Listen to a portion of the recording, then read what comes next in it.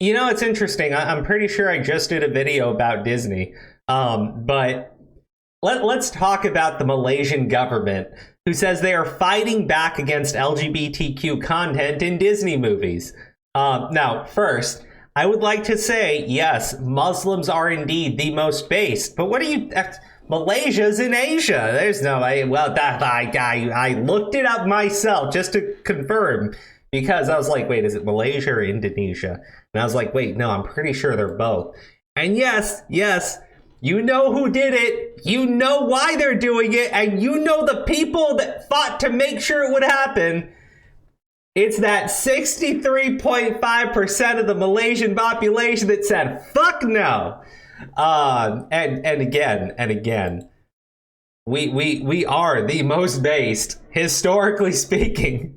Anyways, let's talk about it, because I mean, it's funny. It's hilarious to me, because I don't want to get into the whole globalist and everything.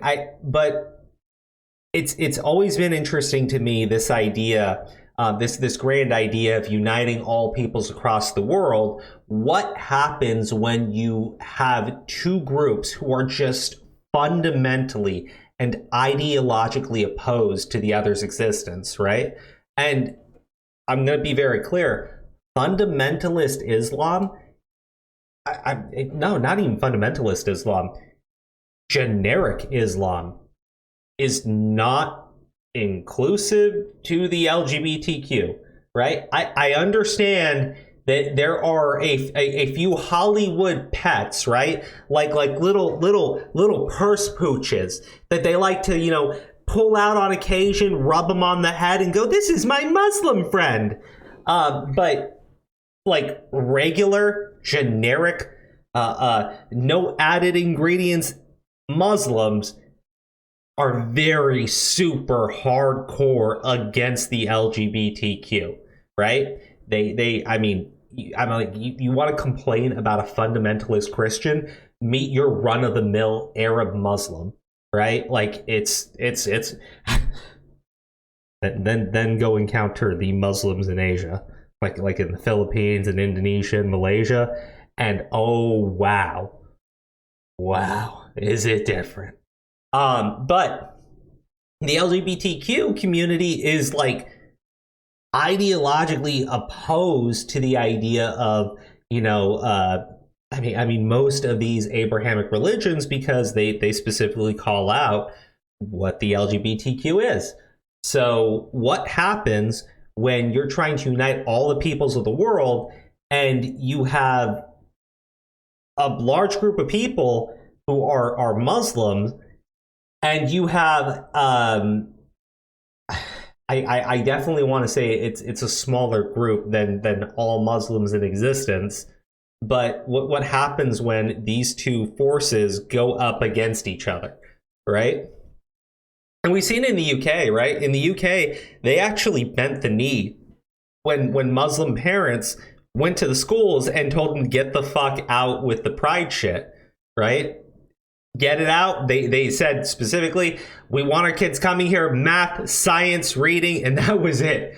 Okay, like they were like shouting it in the streets, and then the schools in the UK were like, no, we're doing this for you, and that just made them angrier, right? And then finally the schools caved, right? And I'm like, bro, what happens when you do that on an international scale, right? These were Muslim immigrants into the country. What happens when you try forcing that in like an actual nation where the predominant religion is Islam? I mean, I guess this is what you have. So let's talk about it. But I want you to all understand the backstory for this, because yeah, not everyone is ecstatic about Disney's not at all secret gay agenda. Over the last few months, Disney employees and executives have publicly admitted to having a not-so-secret agenda to push gay and queer content in programs targeted at children. In the wake of Florida's Parental Rights and Education Bill, that bans the teaching of sexual orientation and gender identity to K-3 students. So, kindergarten to third grade. For people just completely detached from basic terminology. I've been there myself, so Disney's internal LGBTQ lobby has made representation a priority in all future projects by the Walt Disney Corporation. Disney made LGBTQ representation a primary focus in the marketing of films Thor: Love and Thunder and Lightyear, which profiled prominent LGBTQ characters in their story. As a result, the films were banned from the country of Malaysia, along with 16 other Muslim-majority countries. Now countries that are Malaysian are fighting back against Hollywood's LGBTQ lobby. Yeah. So again, Muslims are not on board with any of this. And the thing is, when what you have to understand, Muslims may not I'm trying to figure out the best way of wording this, right? They may not see eye to eye with Christians and with Jews, right?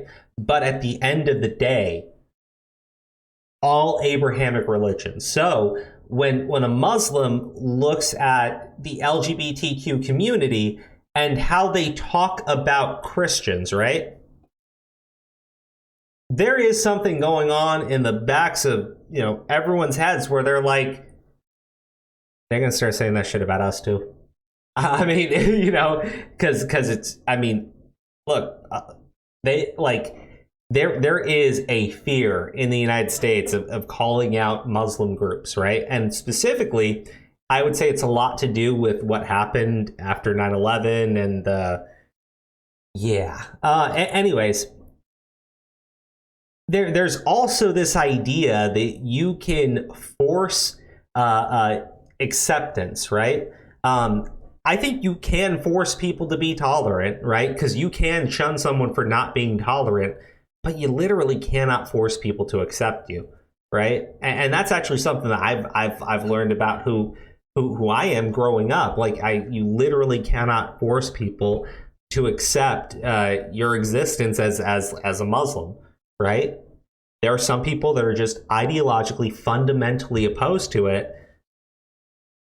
But we all live in the same city, so what are we gonna fucking do, right? You tolerate it, and that's it. You can be, you don't need to be disrespectful, right? You don't need but we don't have that, right? We absolutely don't have that. And the thing is, Muslims are they have the most hard of hard heads when it comes to this type of shit. I'm totally curious what winds up happening, because again, if you think parading around somebody that sort of is I would just say disrespectful to the faith, right? If you have someone who's really disrespectful to the faith coming around and saying, but I'm also a Muslim, right? That's also not respected in the communities either. Right? I mean, it really isn't. And it actually pisses people off. So I'm genuinely I'm wondering what these idiots think is going to happen. Deputy Communications and Multimedia Minister Saidi Zainul Abidin said on Wednesday that the government is committed to fighting back against LGBT culture in his country, while blaming Western influences for its spread. I mean, he's not wrong. I am frustrated because the outside world was the one promoting LGBT, he said, responding to a question in Parliament. Recently, there was a film that did not pass censorship, and that is the new Thor film. The movie touched on LGBT, but we see right now there are many films with LGBT elements that slip past the censorship. He's not wrong. He really isn't. In terms of them trying to with movies sort of force it in all these different angles. But I would say that's more of a thing from 5-ish plus years ago. Now it's very blatant and right in your face that they're doing it. And I again, the Lightyear film that they mentioned earlier. Lightyear, the whole gay character and the gay kissing, the major thing that they used to market the film, that was a last minute addition. Apparently, the chick was supposed to be dating Buzz Lightyear, and he was supposed to watch her grow old and die, which would have been maybe a little bit too emotional for a kids' film, if we're honest. But also, it definitely would have had much more of an impact than oh, my buddy died. Like, all right. I what do you even say at this point? I mean, it's not like the guy in Malaysia's wrong. He's right, you know, and it's not like, you know, the LGBTQ community actually respects Muslims or any Abrahamic religion. I mean, I guess there you go. In the Disney film Lightyear, Alicia Hawthorne, the character voiced by, we just talked about that.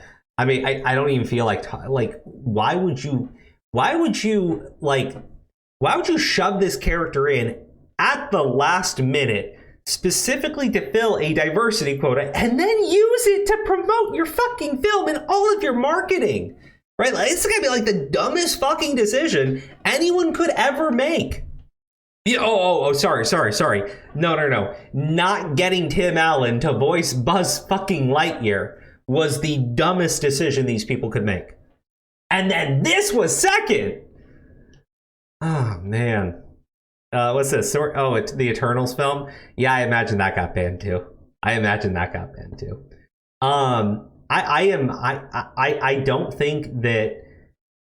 don't think the communities over here really understand the communities over there. And again, it's not like the United States is making films specifically for a Muslim market.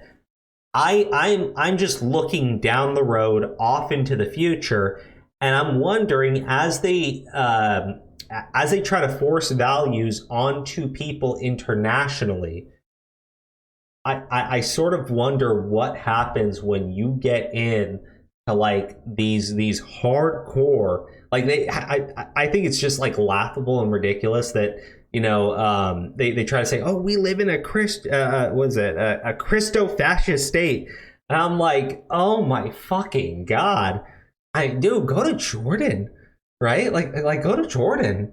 In the Middle East, Jordan's probably like the most friendly to Westerners, right? Go there and talk to me about religious fucking fascism and fundamentalism.